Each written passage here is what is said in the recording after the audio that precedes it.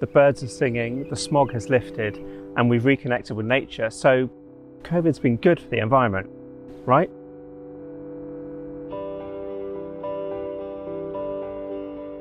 Well, yes, there has been the biggest ever drop in greenhouse gas emissions. And at one stage of the pandemic, London was seeing levels of nitrogen dioxide, that's the gas that causes respiratory disease, at half its normal levels. The improvements were there for anyone to see. I think the main positive, hopeful thing that we can take from this really difficult period of lockdown and coronavirus is the idea that it has allowed us to see the world differently, see the potential for change, to have cleaner streets, to have more sustainable transport systems, to have more sustainable and local food systems where we can meet our needs. In some Asian countries, shutdown meant smog being replaced by blue skies. Canals in Venice became clear enough for fish to be visible. No environmentalist wants a pandemic, so I don't think anyone can say that the coronavirus is kind of good for us. But what we can do is definitely take lessons from our experience with the coronavirus forward into the world we build.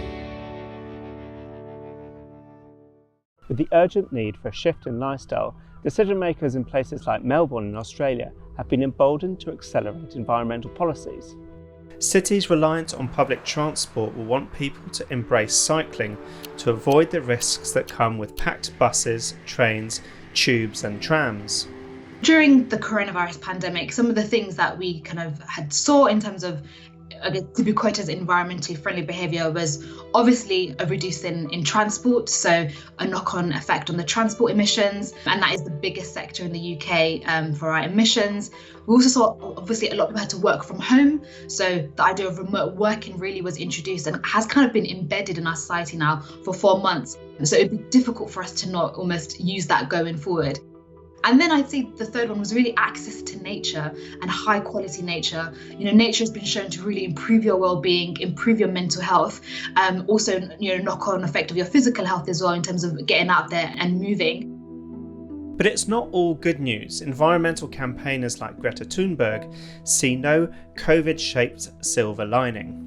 Some people say that the coronavirus has been positive for the environment, for the climate, which of course is not true at all. The corona pandemic is a tragedy and nothing else, and I don't think we should speak of it as an opportunity to build back better or whatever, because it's such a tragedy. And these emission cuts have been temporary and coincidental. And many scientists agree, saying even big drops in carbon dioxide emissions will have little impact on the overall concentration in the atmosphere. Another concern is that the environment has simply tumbled down the list of priorities. The COP26 conference, which was supposed to be the next big platform for discussions, has been delayed by a year to November 2021. Politicians in several countries have found ways of passing controversial policies, like building a new pipeline while the public's been distracted. And in general, there are fears that, like in 2008, governments will choose to prioritise the economy over the climate. There are concerns over an increase in single-use plastics like PPE, plastic sachets in restaurants, and takeaway pint glasses. A study estimates Italy alone would need 1 billion masks and 500 million pairs of gloves every month. When you look at climate change in general, CO2 emissions, pollution, and other indicators of essentially environmental impact, in the end, our calculations come out very strongly for reusable masks, despite the fact that they aren't zero impact. So what we're trying to do is communicate to people that single-use masks, if everyone wears one of those for 12 months in the UK, that will produce 124,000 tonnes of plastic waste, and 66,000 tonnes of it will be contaminated waste. The reason we've kind of sleptwalked into using single-use so much is because it's become a convenient habit, and we've not thought about the consequences, like where is it all going? It's about how we continue those behaviours, how we encourage people to do greener things, and how we embed them in the way that we live. So we don't go back to business as usual and return back to a world that was, hurtling towards a climate and nature crisis.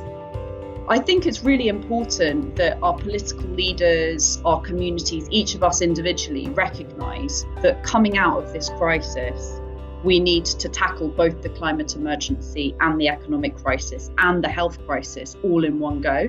It can't be one at the expense of the other.